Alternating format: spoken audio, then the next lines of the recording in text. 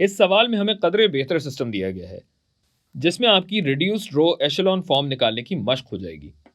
तो आप जानते हैं कि इसके लिए सबसे पहले हम इसका ऑगमेंटेड मैट्रिक्स बनाते हैं। ये होगा 1 1 1 1 2 3, बाबा बुड्ढे की मशीन नहीं, 1 3 4, और ये बना 3 0 -2। ये और इसकी रिड्यूस रो एशेलॉन फॉर्म निकालने के लिए हम पहले इस कॉलम के इन दोनों अनासिर को सिफर करना चाहेंगे। तो पहले इसे देखते हैं। इसे सिफर करने के लिए अगर मैं ये सेकंड रो में से पहली रो निकालूं और इसको अगर मैं सेकंड रो की जगह लिखूं तो ये बना 1 1 1, ये 3, 1 में से 1 निकाला, मेरे पास बचा 0, 2 में से 1 निकाला तो हमारे पास बचा 1, फिर 3 में से 1 निकाला, हमारे पास बचा 2, और फिर 0 में से 3 निकाला तो हमारे पास बचा -3। ठीक है। और फिर दूसरा स्टेप भी मैं इसी में मिला दूं कि जो ये मेरे पास तीसरी रो है इसमें से अगर मैं पहली रो निकालूं, क्योंकि मुझे इसको 0 बनाना है, तो ये अगर मैं इसमें से निकालूं और इसको R3 की ही जगह पे लिखूं तो ये हो जाएगा 1 में से 1 निकाल के 0, 3 में से 1 निकाल के 2, और कॉलर को थोड़ा ऊपर चढ़ा के 4 - 1 बचा 3। फिर -2 में से 3 निकाला तो क्या बचा भाई? -5।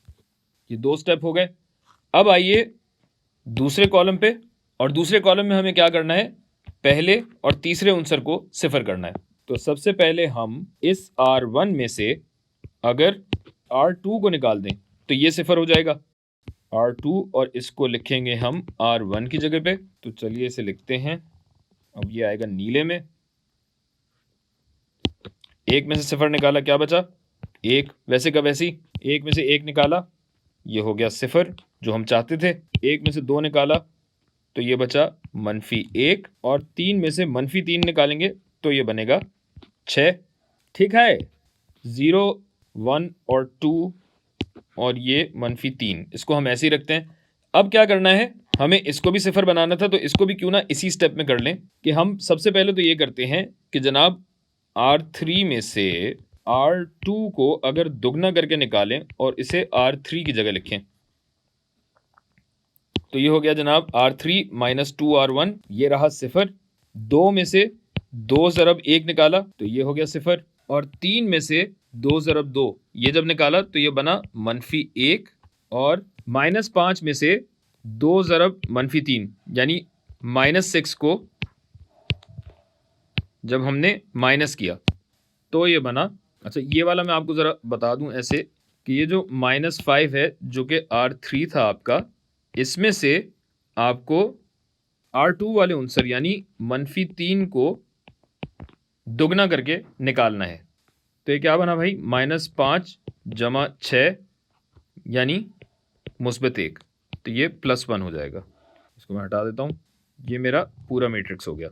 अच्छा, अब ये -1 है, इसको -1 करने के लिए अगर मैं यहीं पे एक और स्टेप कर दूं, ये मैं अलग कर देता हूं और R3 को ज़रब देता हूं -1 से और R3 की जगह पे लिख दूं तो ये हो गया -1 ज़रब 0 0, -1 ज़रब 0 0, -1 ज़रब 1 ये 1, और -1 ज़रब 1 ये हो गया -1। अब इसको मैं पहले ही 0 बना चुका हूं, अब मुझे इसे और इसे 0 बनाना है। रंग भी ख़त्म हो गए। तो अगर मैं इस पहली रो में तीसरी रो को जमा कर दूं तो ये 0 हो जाएगा, और इसे मैं लिखता हूं R1 की जगह पे। तो ये हो जाएगा भाई, ये हो जाएगा 1 में से 0 निकाला 1, 0 में से 0 निकाला 0, -1 में से 1 निकाला शाकाल। सॉरी, ये जब लंबा काम होने लगता है ना तो मैं ऐसे ही दिमाग पगलाने लगता है मेरा। 6 में से -1 निकाला तो ये आया 7। और अब एक और काम ये करना है कि ये जो मेरी दूसरी रो है ना, इसमें से अगर R3 को दुगना करके मैं निकाल दूं, सब्ट्रैक्ट कर दूं और इसको R2 की जगह लगा दूं, क्योंकि इसको सिफर करना है तो इसको अगर मैं दुगना करके यहां से निकाल दूं तो देखें भाई क्या बनता है, गोला गंडा। 2 ज़रब सिफर होता है सिफर, सिफर माइनस सिफर बचेगा सिफर, फिर 2 ज़रब सिफर होता है सिफर, एक में से ये निकाला तो बना सिफर, ठीक है।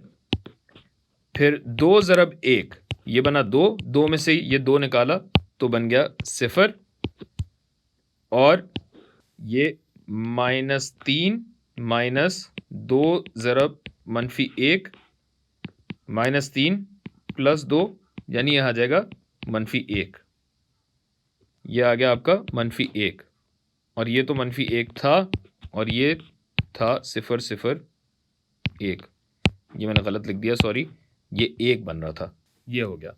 अब चूंकि ये है वेरिएबल x, ये वेरिएबल y है और ये वेरिएबल z है, तो आप ये देखिए कि इसका मतलब है कि x प्लस 0 प्लस 0 7 के बराबर है, यानी x हुआ 7, 0 प्लस y प्लस 0 हुआ -1 के बराबर, यानी y हो गया -1, और z की अगर आप बात करें तो 0 plus 0 plus z is equal to -1, तो z बराबर आ गया -1 के।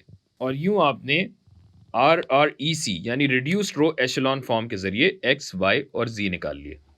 ठीक है, खुश हैं, सुकून है जिंदगी में? तो चलिए ठीक है, खुदा हाफिज़ फिर।